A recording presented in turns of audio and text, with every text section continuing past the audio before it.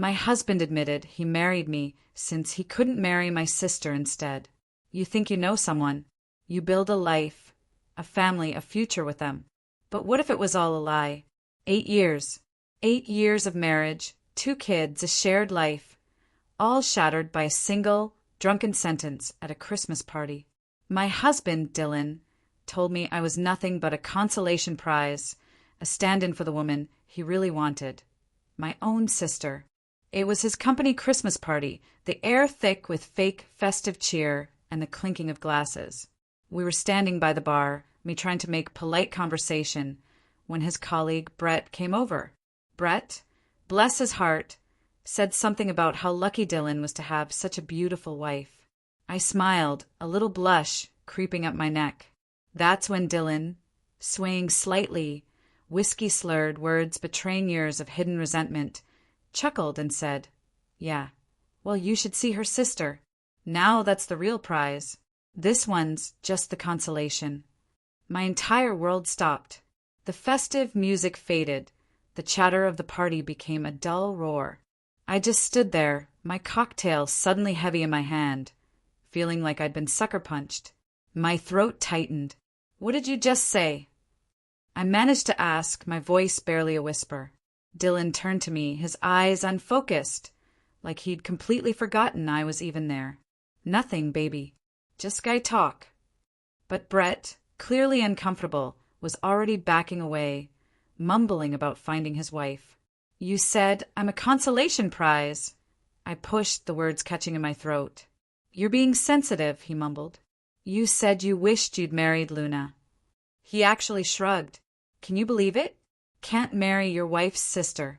That's not how it works. So you married me instead." My voice was shaking now. "Someone had to marry you first," he said, as if it were the most obvious thing in the world, as if it was some kind of plan. 8 years. 8 years of my life. And he was telling me I was just a pathway to my younger sister. My blood ran cold. "We need to leave," I said, my voice dangerously calm. "Party's just getting started," he protested. "No, we're leaving now." In the car, the fake smiles were gone. He tried to backtrack, of course.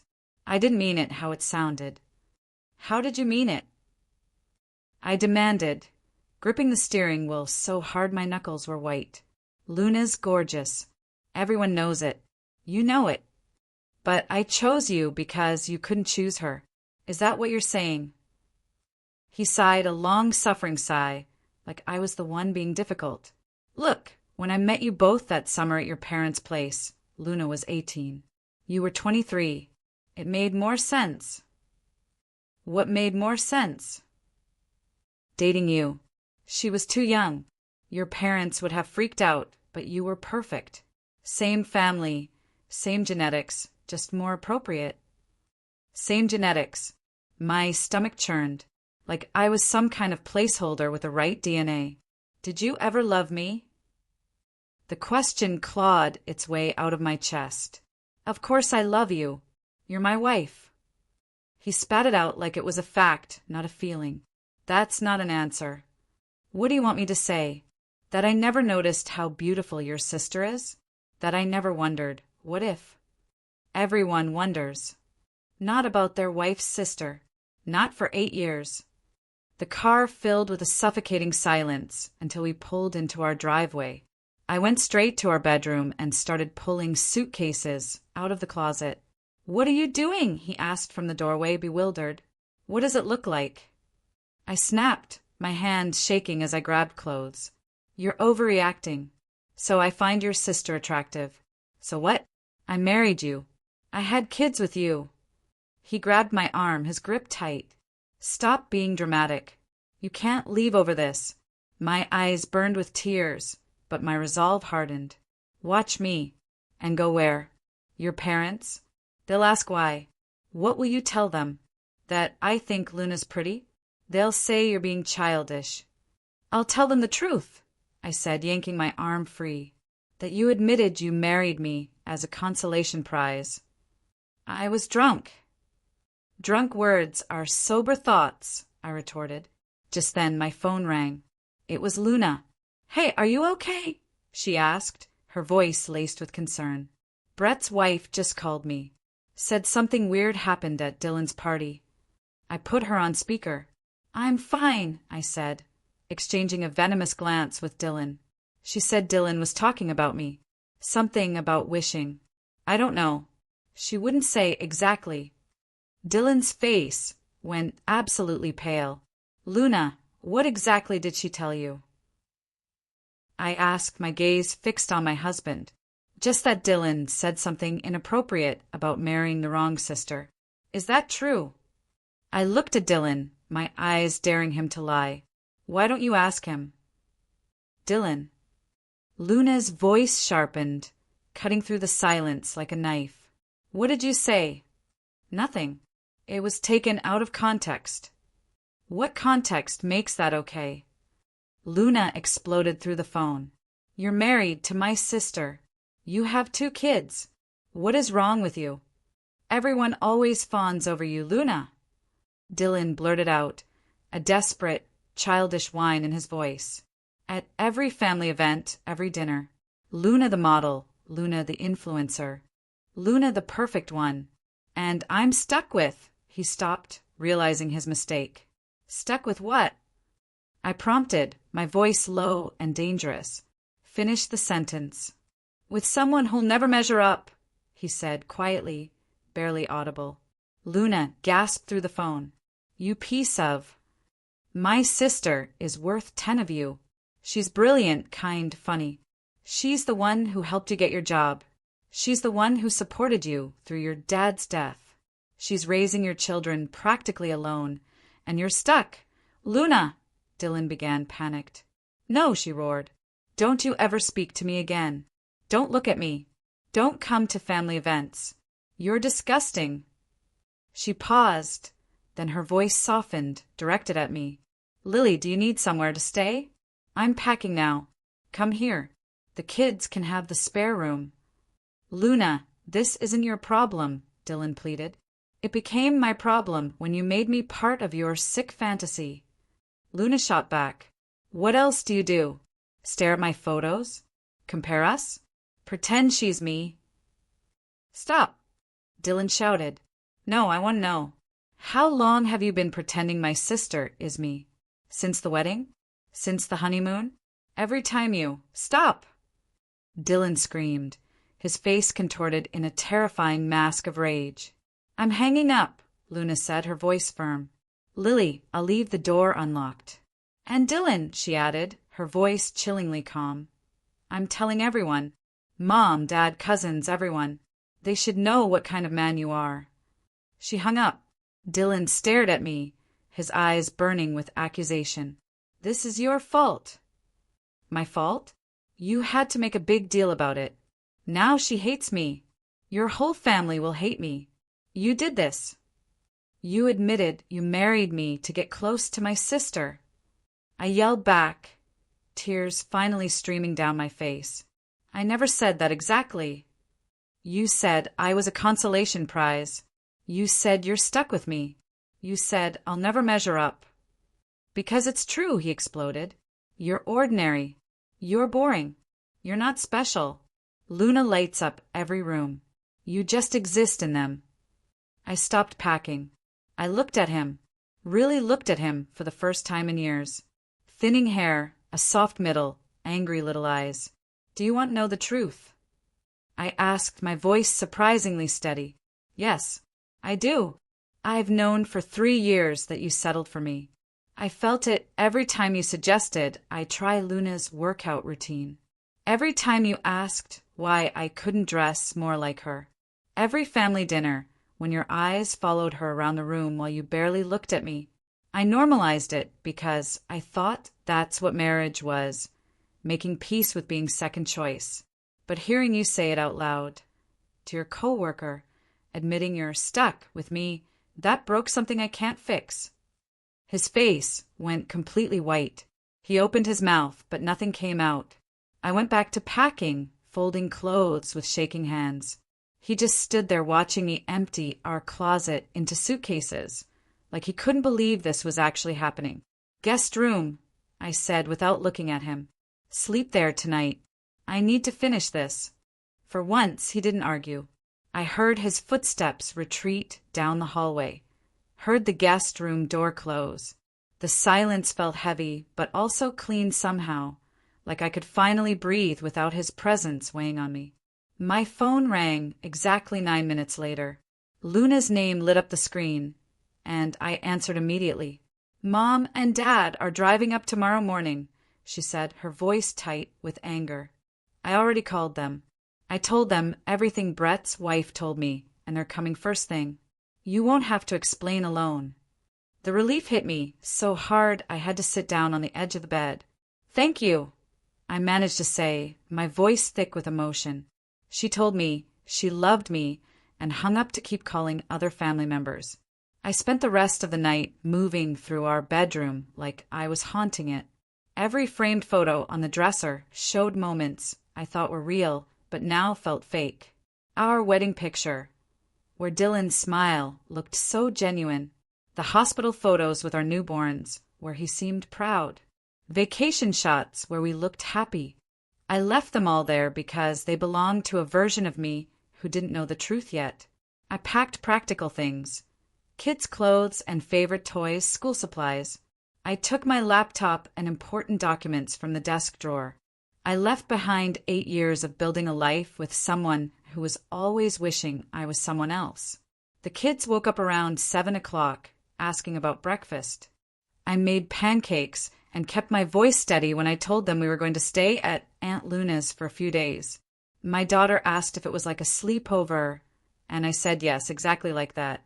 My son wanted to know why, and I used the careful language you learn from other divorced parents, saying, "Mommy and Daddy need some space to figure things out."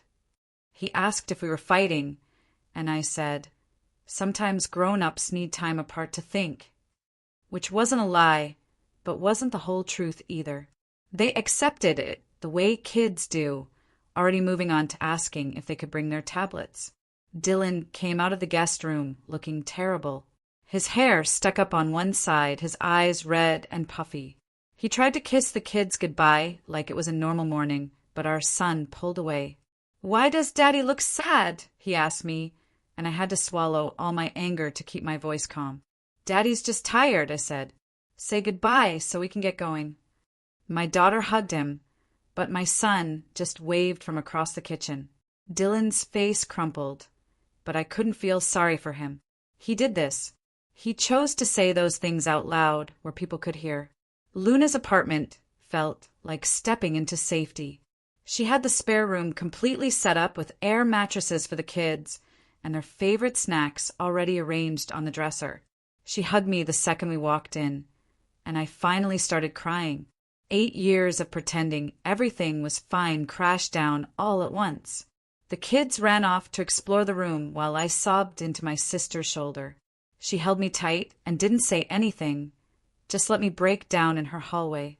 My parents showed up right at noon, just like Luna promised. My father's face was red with anger, and my mother was already crying when I opened the door. They wanted every detail of what Dylan said at the party. Sitting on Luna's couch, repeating his words, made them sound even worse somehow. The consolation prize comment, the stuck with you part, the admission that I'll never measure up. My mother cried harder with each sentence, and my father's jaw got tighter and tighter. When I finished, he pulled out his phone. "I'm calling him right now," my father said, his voice cold and controlled, which was way scarier than if he'd been yelling. He put the phone on speaker so we could all hear. Dylan answered on the second ring, sounding nervous. My father didn't waste time on pleasantries.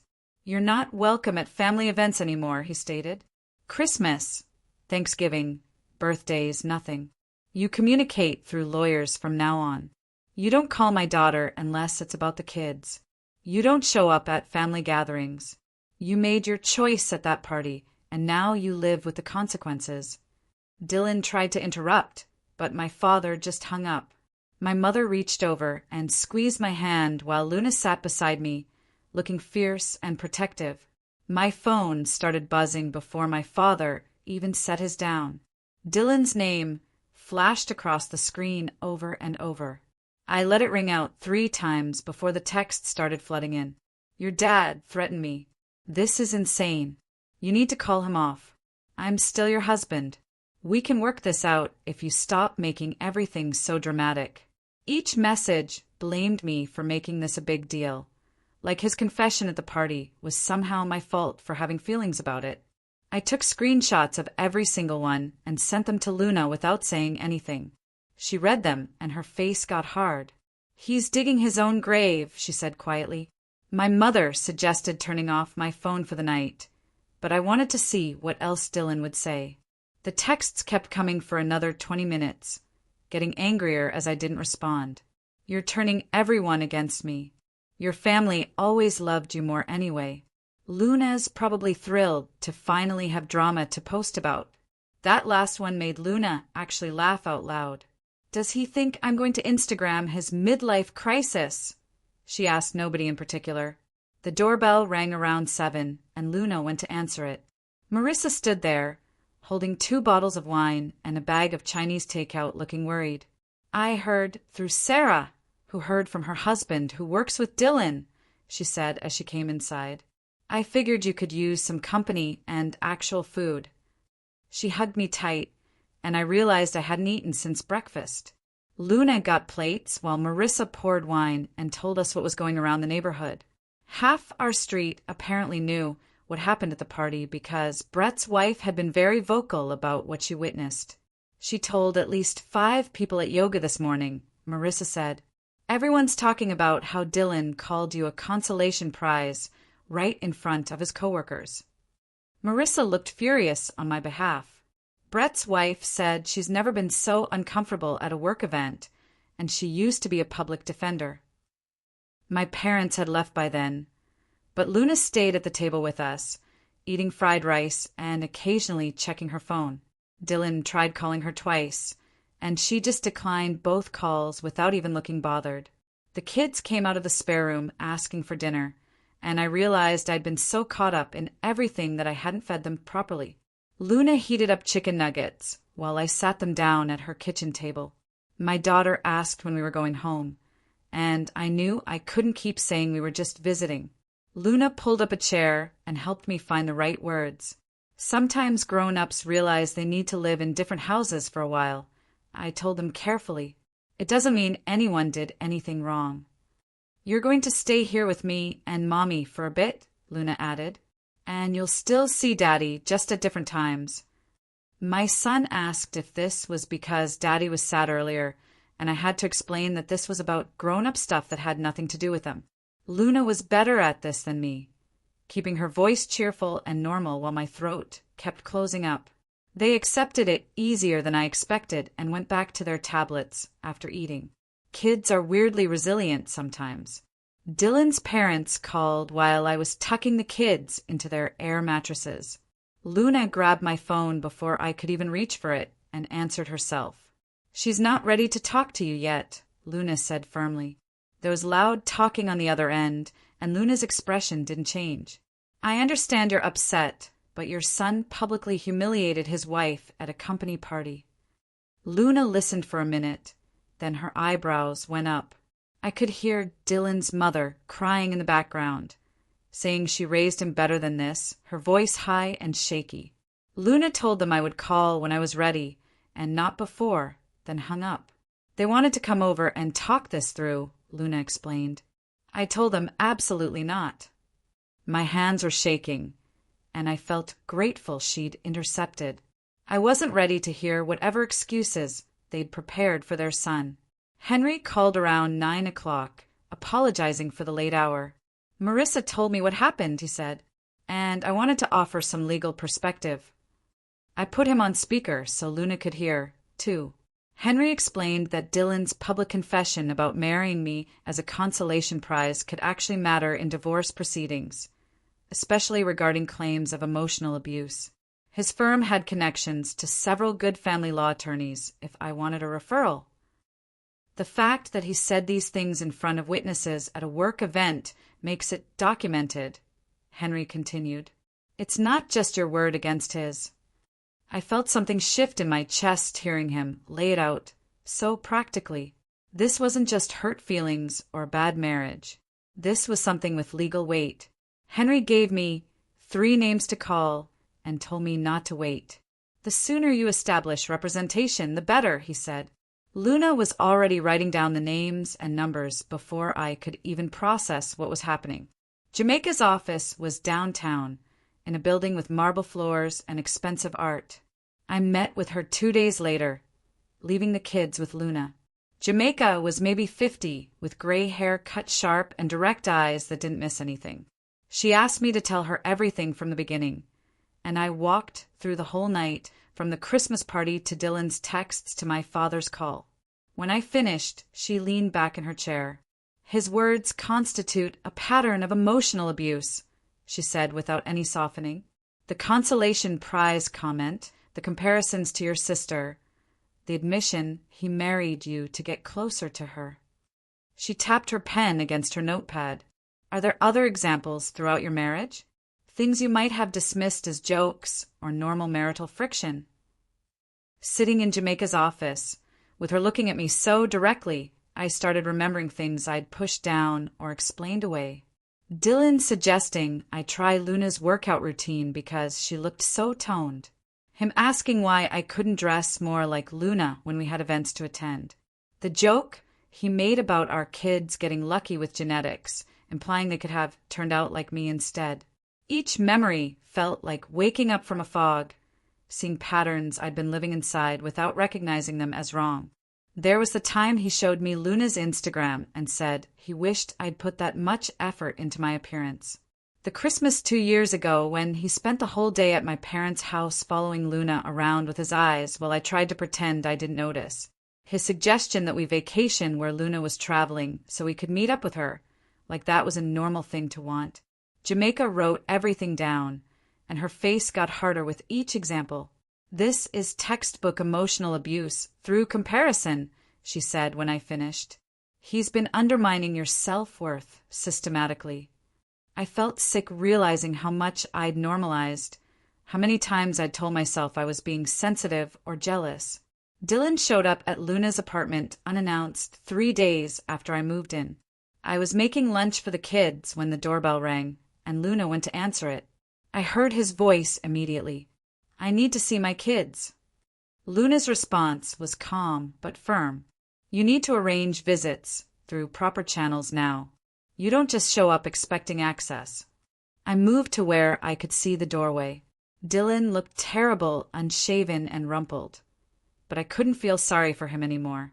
Let me in, he demanded. This is between me and my wife. Luna actually laughed. Your wife is my sister, and you're not coming in here. The confrontation escalated fast. Dylan accused Luna of poisoning me against him, his voice getting louder. You've always wanted this, he said. You've always been jealous that I chose her over you. Luna's laugh was genuine and cutting. You managed to poison her against you all by yourself at that Christmas party. I didn't have to do anything. She crossed her arms and blocked the doorway more completely. You stood in front of your coworkers and called her a consolation prize. You told her she'll never measure up. That's all you. Dylan tried to push past her, but Luna held her ground. The kids appeared behind me, asking what was happening, and I turned them back toward the spare room. Go watch your show, I told them. Daddy's just leaving. Ezekiel called me directly that evening after Dylan left. His voice had that fake, friendly tone men use when they're trying to smooth things over. Boys will be boys, he started. Dylan had too much to drink and said some things he didn't mean. I felt anger replace the numbness I'd been carrying. Dylan was sober enough to articulate 8 years of settling for second best. I told him he was sober enough to explain his whole strategy of dating me because Luna was too young. He meant every word. Ezekiel tried the reasonable approach next, suggesting we all sit down and talk this through like adults. I told him talking time was over and hung up before he could respond. Luna high-fived me from across the room. 3 days later, I drove back to the house while Dylan was at work to get more clothes and toys for the kids. Walking through the front door felt wrong, like I was trespassing in someone else's home instead of the place I'd lived for 8 years. The living room still had our family photos on the walls and the couch we'd picked out together. But everything looked different now, like props in a play about someone else's life. I moved through each room, gathering things for the kids, opening closets and drawers I'd organized myself, touching furniture we'd saved up to buy. The kitchen had the coffee maker Dylan used every morning, and my favorite mug still sitting in the dish rack. I packed the kids' winter coats from the hall closet and grabbed their favorite stuffed animals from their beds. My daughter's room had drawings taped to the walls, and my son had his collection of toy cars lined up on the shelf. I took photos of their rooms on my phone so I could try to make Luna's spare room feel more like home for them. In our bedroom, I started pulling clothes from my side of the closet, and that's when I noticed Dylan's nightstand drawer was slightly open. I knew I shouldn't look, but I pulled it open anyway. Inside was his old leather journal from college that I'd seen him write in years ago, but thought he'd stopped using. The first page I opened to was dated 3 months after we started dating. He'd written about a family barbecue at my parents' house where Luna wore a sundress and how he couldn't stop watching her. The entry said she was the one that got away, and I was good enough for now until he could figure out a better plan. I sat down hard on the bed and kept reading. Page after page of entries about Luna mixed in with entries about me, and the contrast was brutal. When he wrote about Luna, he used words like captivating and magnetic and perfect. When he wrote about me, he used words like practical and safe and acceptable. There was an entry from the week he proposed to me where he wrote about how marrying me was the smart move because it kept him connected to Luna and my parents liked him. He actually wrote out a plan for how being my husband would give him more access to family events where Luna would be. I took photos of every page with my phone, my hand shaking so hard I had to retake several shots. This wasn't just drunk talk at a Christmas party. This was 8 years of calculated settling, written down in his own handwriting. I shoved the journal back in the drawer and finished packing as fast as I could, desperate to get out of that house. Sunday dinner at my parents' house felt more like a war meeting than a family meal. Luna came with me for support, and my parents had already set the table with extra food like they were preparing for a long discussion. My father barely let me sit down before he started talking about taking Dylan for everything in the divorce. My mother agreed, saying I deserved every penny after what he'd done. I tried to explain that I just wanted out and fair custody of the kids, but my father kept interrupting with ideas about how to maximize my settlement. Luna backed me up, reminding them that dragging things out would be harder on the kids. My mother cried through most of dinner, apologizing for not seeing what Dylan was really like. My father wanted to know every detail of what Dylan had said at the party, and I had to repeat it all again.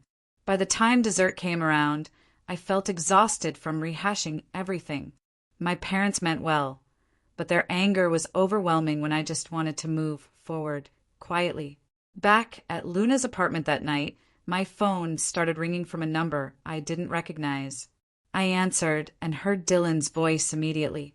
He was calling from different numbers because I'd blocked his cell. The voicemail he left was apologetic, begging me to talk to him. An hour later, another call came from a different number, and this voicemail was angry, accusing me of turning everyone against him. Then another call, another number, back to apologetic. Jamaica told me to save every single voicemail and text for documentation. She said the pattern of harassment would matter in court, especially the way he kept changing between sorry and hostile. I started a folder on my phone just for Dylan's messages, and it filled up fast. Marissa stopped by Luna's place with coffee and news from the neighborhood. She'd heard through Brett's wife that several people at Dylan's company had complained to HR about his comments at the Christmas party. Apparently, Dylan had a reputation at work for talking about Luna in ways that made people uncomfortable. Brett got pulled into HR to give a statement about what he'd witnessed, and other coworkers came forward with their own stories. One woman said Dylan had shown her Luna's social media photos and made inappropriate comments. Another said he'd compared his wife unfavorably to his sister-in-law at multiple company events. Marissa said the whole office was talking about it, and Dylan's boss was not happy. I felt sick knowing his obsession with Luna had been so obvious to his coworkers, while I'd been at home, thinking our marriage was normal. The kids needed help processing everything, so I enrolled them in temporary counseling through their school. The counselor was kind and experienced with children of divorce. After their first session, she told me they were doing okay overall, but my son kept asking if Daddy stopped loving Mommy. That question broke my heart because I didn't know how to explain that Daddy never loved Mommy the way he should have. The counselor said it was normal for kids to worry the parent who left might stop loving them too. She gave me scripts for how to reassure them that both parents loved them, even though we couldn't live together anymore. My daughter seemed to be handling things better, but she'd started having nightmares about our family breaking apart. Dylan's mother reached out through Luna, asking if we could meet for coffee without Dylan knowing. I didn't want to, but Luna said she'd sounded genuinely devastated on the phone. Against my better judgment, I agreed to meet her at a coffee shop near Luna's apartment. I figured I owed her nothing, but maybe hearing her out would give me some closure. The coffee shop meeting was harder than I expected. Dylan's mother was already crying when I walked in, her eyes red and puffy like she'd been crying for days. We hadn't even ordered coffee yet, and she was apologizing through tears. She said she'd suspected Dylan had an unhealthy interest in Luna, but convinced herself marriage and kids would fix it. I ordered us both coffee while she composed herself enough to talk. She told me about noticing little things over the years, like how Dylan's eyes would follow Luna at family gatherings, or how he'd find excuses to sit near her at holiday dinners. She'd mentioned it to Ezekiel once, and he told her she was imagining things. I listened while she cried and apologized, feeling oddly detached from the whole conversation. Then Dylan's mother told me something that made everything worse. She said Ezekiel had pushed Dylan to marry me quickly because he thought I was stable and would settle him down. Her exact words were that Ezekiel saw me as good wife material who would keep Dylan on track. She apologized for not speaking up when she noticed Dylan staring at Luna during our wedding reception. She apologized for not warning me when she overheard Dylan talking about Luna to his brother. She apologized for all the times she stayed quiet because she wanted to believe her son was better than his behavior showed. I thanked her for telling me and left the coffee shop feeling even more betrayed than before. I made an appointment with Callista Brooks, a therapist who works with people dealing with betrayal in relationships. Her office was calm and comfortable, with soft lighting and tissues on every surface. Our first session was mostly me, crying while she listened and took notes. I told her everything, from the Christmas party confession to finding Dylan's journal to learning his own mother knew something was wrong. Callista didn't try to minimize anything or rush me through my feelings. She said, discovering your marriage was built on being someone's second choice was genuinely traumatic, and you needed to let yourself grieve. She explained that I wasn't just grieving the end of my marriage, but also grieving the marriage I thought I had for 8 years. By the end of the session, I felt exhausted, but also validated in a way I hadn't felt since this whole nightmare started. Callista gave me homework to start journaling about my feelings, and we scheduled weekly appointments going forward. 2 weeks after starting therapy, I got an email from Jamaica with an attachment labeled Counter Petition.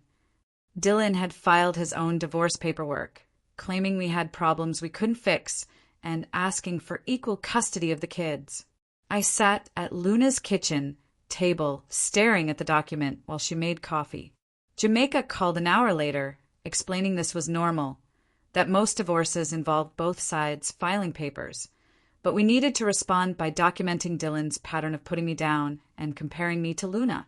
She asked me to write down every instance I could remember of him making me feel less than. I started a list that evening and filled 3 pages before I had to stop because my hand was shaking. The kids were scheduled for their first overnight at the house with Dylan the following Friday. I packed their bags twice, unpacking and repacking because I kept forgetting things or second-guessing what they needed. Luna found me sitting on the floor of her spare room, surrounded by stuffed animals and clothes. She helped me finish packing and reminded me Dylan had taken care of them before. That one night wouldn't hurt them. But when I dropped them off Friday evening, watching them walk into the house with their little backpacks, I felt sick. I drove back to Luna's apartment and paced for 3 hours straight. Luna tried to distract me with a movie, but I couldn't sit still. I checked my phone every 5 minutes, even though I knew Dylan wouldn't call unless something was wrong. I barely slept that night, lying awake, imagining worst-case scenarios. When I picked them up Saturday morning, they seemed happy and normal. My daughter showed me a drawing she made, and my son talked about the pancakes Dylan made for breakfast. But then my daughter asked why we couldn't all live together if Daddy promised to be nicer. I told her sometimes grown-ups need to live separately, even when they love their kids very much. But the question stayed with me all weekend. On Monday, Luna showed me a message she got from someone claiming to be Dylan's friend. The message said she was breaking up a family by being too hot, that she should be ashamed of herself for coming between a husband and wife. Luna screenshotted the whole thing and posted it with a long caption about how men who blame women for their own bad behavior are showing exactly why they can't be trusted. She talked about how Dylan made his choices, and his words at that Christmas party were his responsibility, not hers. The post started getting shared within hours. I saw it had hundreds of comments by Tuesday morning and felt worried about all the attention. Luna came home from a photo shoot and found me scrolling through the responses. I told her I was scared this would make everything worse, that Dylan would get angry about being exposed like this. She sat down next to me and grabbed my phone, closing the app. She reminded me Dylan made this public when he said those things at his work party in front of his colleagues. She wasn't going to hide what he did just to protect his reputation when he clearly didn't care about mine. I had my weekly appointment with Callista on Wednesday and spent most of the session talking about the kids. I told her I was scared Dylan would compare them to any children Luna might have someday, that he'd make them feel like backup options the way he made me feel. Callista listened and then asked me what I could control in this situation. I said nothing, that I couldn't control what Dylan said or did. She nodded and explained that I was right. I couldn't control Dylan's behavior, but I could model good self-worth for my kids. I could show them what it looked like to value yourself and demand respect. She gave me homework to practice positive self-talk when the kids were around, to let them see me being kind to myself. Jamaica filed our response to Dylan's petition on Thursday morning. She included detailed records of Dylan's pattern of comparing me to Luna, using examples from the list I'd written, plus testimony from family members who witnessed his behavior over the years. Dylan's attorney called Jamaica that afternoon, and she put him on speaker so I could hear. He called our response inflammatory and exaggerated, said we were painting Dylan as some kind of villain when he was just a man going through a divorce. Jamaica told him emotional abuse through constant negative comparisons was documented and real, then hung up. I sat in her office, feeling angry that Dylan's lawyer could dismiss years of hurt like it was nothing. Marissa texted me Friday, inviting me to her place for girls' night. She said Luna was coming and a few other friends, that I needed to laugh and remember who I was outside of this divorce mess. I almost said no because I was tired, but Luna convinced me to go. We showed up at Marissa's house with wine and found her living room full of women I'd known for years but barely seen since my marriage. They hugged me and told me they'd heard what happened, that they were sorry I was going through this.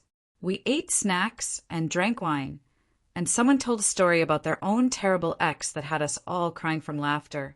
Marissa's friend from work did impressions of bad dates she'd been on, and I laughed so hard my stomach hurt.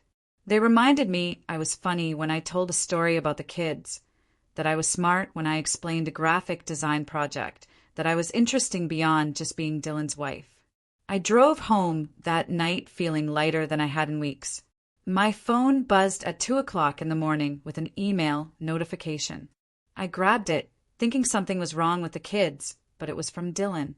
The subject line said, "Please read." And the message was long, filling my entire screen when I opened it. He apologized for everything, said he'd been awful and he knew it now. He begged for another chance, promised he'd go to therapy, and never mention Luna again. But as I read through the email, I counted 3 separate times he referenced how beautiful Luna was, how he understood why I felt compared to her, how hard it must be having such a gorgeous sister. He didn't even see what he was doing. Couldn't write an apology without bringing her up. I forwarded the email to Jamaica without responding. The court assigned us a mediator the following week to work out custody arrangements. Her name was Lena Chase, and she had an office downtown with toys in the corner and family photos on her desk. She shook both our hands when we arrived and explained her job was to help us figure out what worked best for the kids, not to take sides in our marriage problems. Dylan and I sat in chairs across from each other while Lena asked questions about our work schedules and the kids' routines. She was calm and practical, writing notes while we talked. When we got to discussing holidays, Dylan suggested the kids spend Christmas with him at his parents' house, like normal. I looked at him across that office and said nothing was normal anymore, that we needed to split holidays fairly now. Lena nodded and started explaining how alternating years worked for major holidays. Dylan's face crumpled right there across from me. His shoulders started shaking, and tears ran down his cheeks, while Lena sat quietly with her pen hovering over her notepad. He pressed his hands against his eyes and made these awful choking sounds that might have moved me 2 months ago.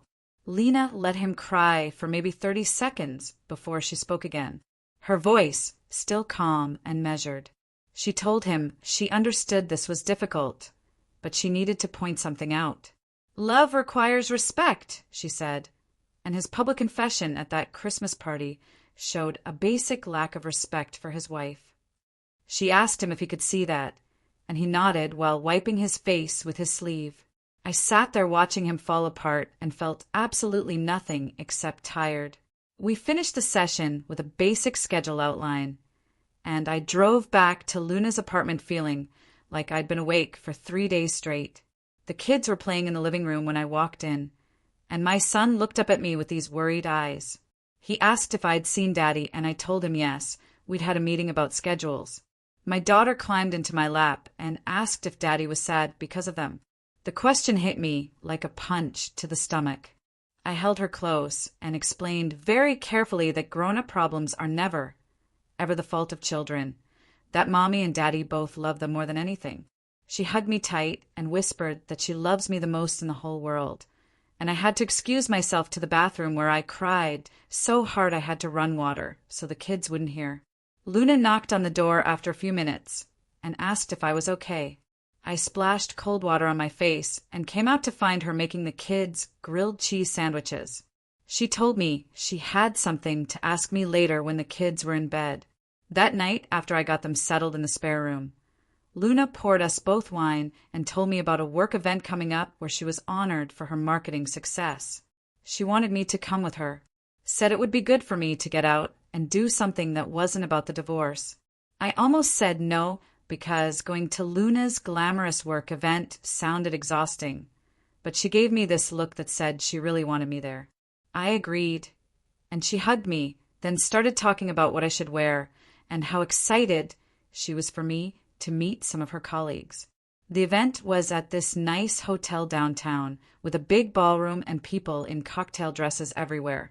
Luna looked amazing in a silver dress that caught the light, and I watched her work the room like she was born to do it. She introduced me to people as her sister, and they actually seemed interested in talking to me. A woman from a tech startup asked about my work, and I mentioned graphic design, and suddenly we were having this whole conversation about branding and visual identity. Another guy wanted to know if I did freelance work and gave me his card. I realized standing there in that ballroom that I'd been defining myself through Dylan's view of me for so long that I'd forgotten I had my own skills and interests. People weren't comparing me to Luna. They were just talking to me like I was interesting on my own. Jamaica called 3 days later to tell me Dylan's attorney had sent over a settlement proposal. She walked me through it over the phone, and I kept waiting for the catch, but it was actually fair. 50-50 custody with alternating holidays, assets split down the middle, college funds for the kids protected and shared.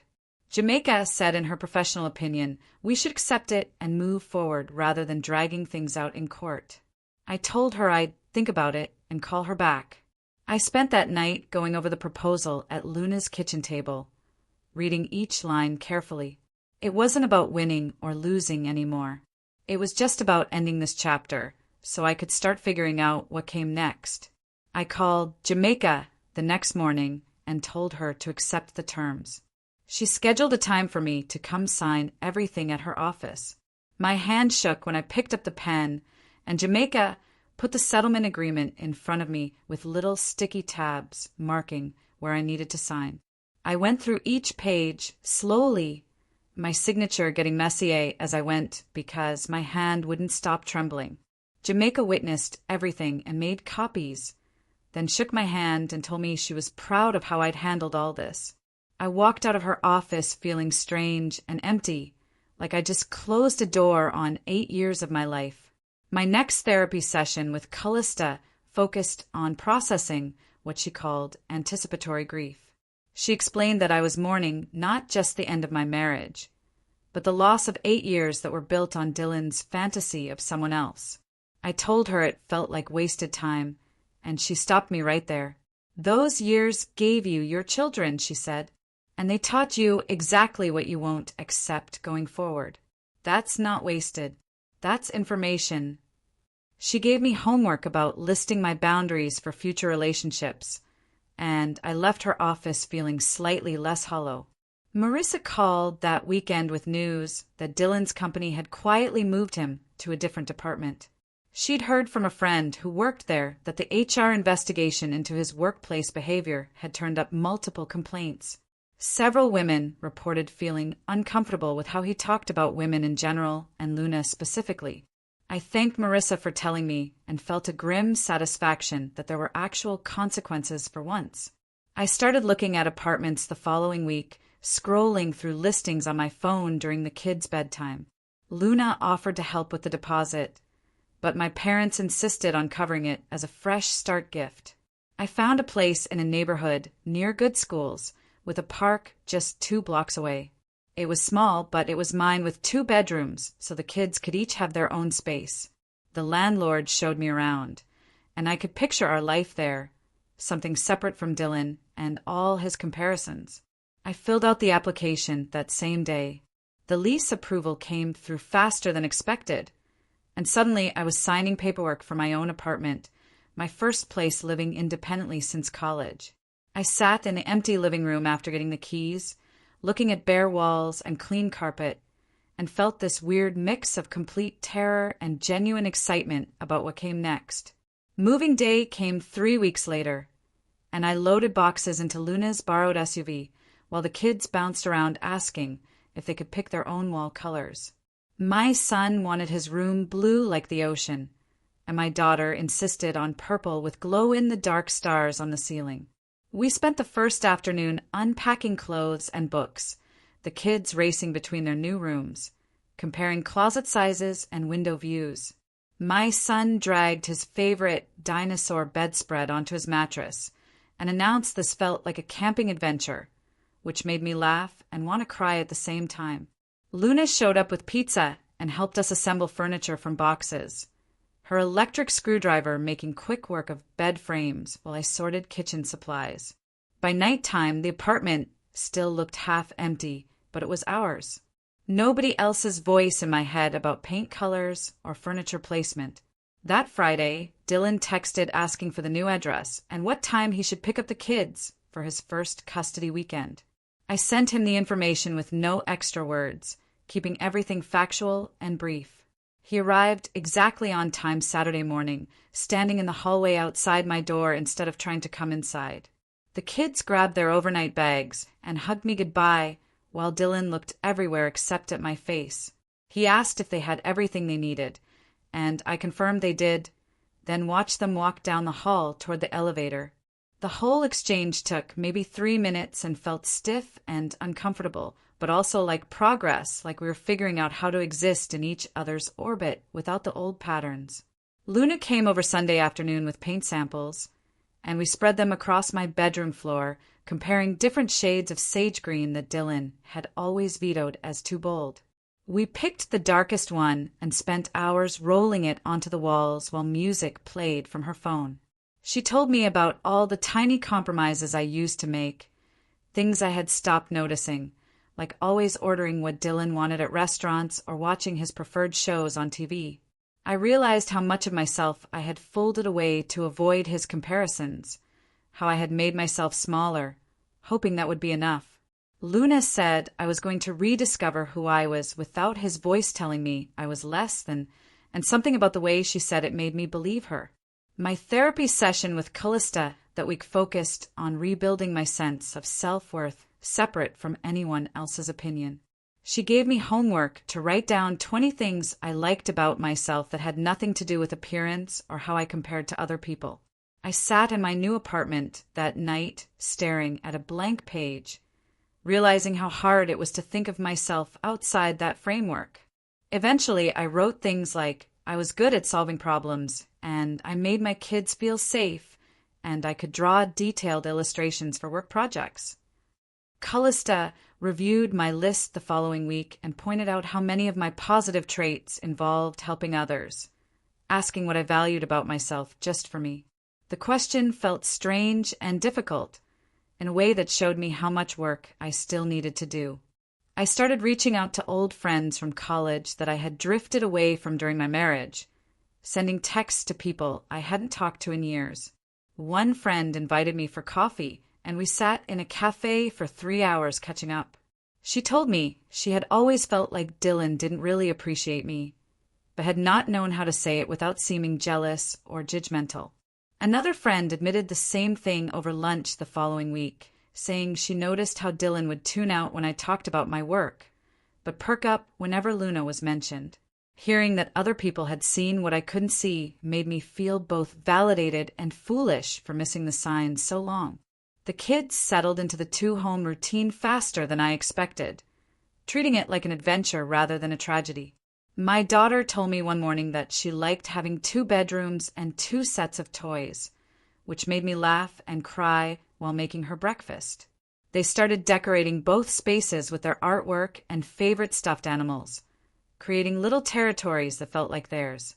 I worried constantly about how the separation was affecting them, but they seemed okay, asking practical questions about schedules rather than emotional ones about why Daddy left. Dylan showed up for another kid exchange a few weeks later and tried making small talk about how nice my apartment looked. I thanked him briefly and kept the conversation focused on the kids' homework and upcoming school events. I recognized that I didn't owe him friendship or warmth, just functional co-parenting that kept things stable for our children. He looked like he wanted to say more, but I excused myself to grab the kids' jackets, keeping the boundary firm. 6 months after that devastating Christmas party, I sat in my own apartment on a random Tuesday morning, drinking coffee and looking out at the park 2 blocks away. The grief was still there, this heavy thing I carried around about 8 years that felt wasted, but it was sharing space with something else now. Genuine hope, maybe, or just the absence of constant comparison and criticism. I felt lighter than I had in years, like I could breathe fully instead of holding myself small and compressed. The divorce was not finalized yet, and co-parenting had its awkward moments, but I was building something real here, something that was actually mine. Luna came over for dinner that Friday with ingredients for tacos, and we cooked together while music played from the kitchen speaker. My daughter danced around, spinning in circles, and my son helped Luna chop tomatoes with a plastic knife. This was what family actually looked like, I realized while watching them laugh together. People who chose to love you and show up for you, not people who settled for you while wishing for someone else. We ate at my small dining table that barely fit 4 people and talked about nothing important, just silly stories and weekend plans. Luna told the kids about a photo shoot where the photographer's dog had stolen her sandwich. and they giggled so hard my son nearly choked on his drink. After dinner, we played board games until the kids started yawning. Then Luna helped me get them ready for bed. She hugged me before leaving and told me she was proud of how far I had come in 6 months. And I believed her because I could feel it, too. I started dating casually a few weeks later. Nothing serious, but enjoying conversations with people who seemed genuinely interested in me as a person. One guy I met for coffee asked detailed questions about my graphic design work and listened attentively while I explained a recent project. I realized halfway through describing it that I was starved for this kind of basic respect, someone actually caring about what I did and thought. He didn't compare me to anyone or make me feel like I was taking up too much space by talking. The date didn't lead anywhere romantic, but it showed me what normal interactions could feel like.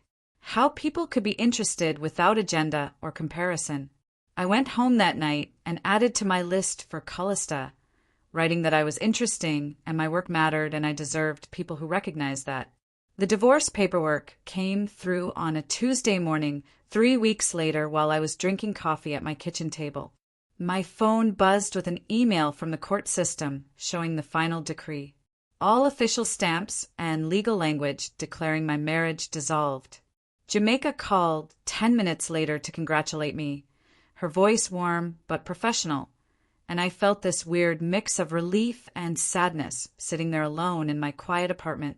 The relief made sense, but the sadness surprised me. Not because I wanted Dylan back, but because 8 years of my life were now officially labeled as a mistake in legal documents. I thanked Jamaica for everything and hung up, then sat staring at my coffee cup for a while before getting ready for my therapy appointment. Callista's office felt familiar now after months of sessions, the soft couch and tissue box and her calm presence becoming the safe space where I could say things out loud that felt too big to keep inside. She told me I had made remarkable progress since that first session where I could barely talk without crying, moving from devastation to acceptance to actually building a real life for myself. The healing would not be linear, she reminded me, and there would still be hard days ahead when old wounds ached or loneliness felt heavy. But I had proven to myself that I could handle difficult things and come out stronger. I left her office feeling lighter, like someone had given me permission to stop carrying around guilt about the divorce or shame about being fooled for so long. My parents hosted a dinner that Friday night at their house, calling it a new beginning celebration, even though I told them it felt weird to celebrate a divorce. Luna came with a bottle of wine, and Marissa brought her whole family, and we crowded around my parents' dining table like we had for holidays. Except this time, the focus was on me moving forward instead of pretending everything was fine. My father stood up halfway through dinner and raised his glass, his voice getting thick with emotion as he toasted to my strength and courage for choosing myself over a marriage that never valued me properly. My mother started crying happy tears, and Luna squeezed my hand under the table, and I felt genuinely supported by people who saw my worth instead of comparing me to someone else. The kids ran around playing with Marissa's children after dinner, their laughter filling the house with normal family chaos that had nothing to do with divorce or adult problems. I tucked them into bed later that night back at our apartment, my son in his dinosaur pajamas and my daughter clutching her favorite stuffed rabbit. My son looked up at me with serious eyes and asked if I was happy now. His small voice worried, like he had been thinking about this question for a while. I sat on the edge of his bed and told him, yes, I really was happy. Not because the divorce was easy or fun, but because I learned I was worth more than being someone's second choice. He thought about that for a minute, then hugged me tight, his skinny arms wrapping around my neck as he whispered that I was his first choice. I held him close and felt something settle in my chest, a deep, abiding peace. Have you ever had to fight to reclaim your own worth after someone tried to diminish it? What would you have done if your entire marriage was built on a lie? Tell me your thoughts in the comments below. I really want to hear from you.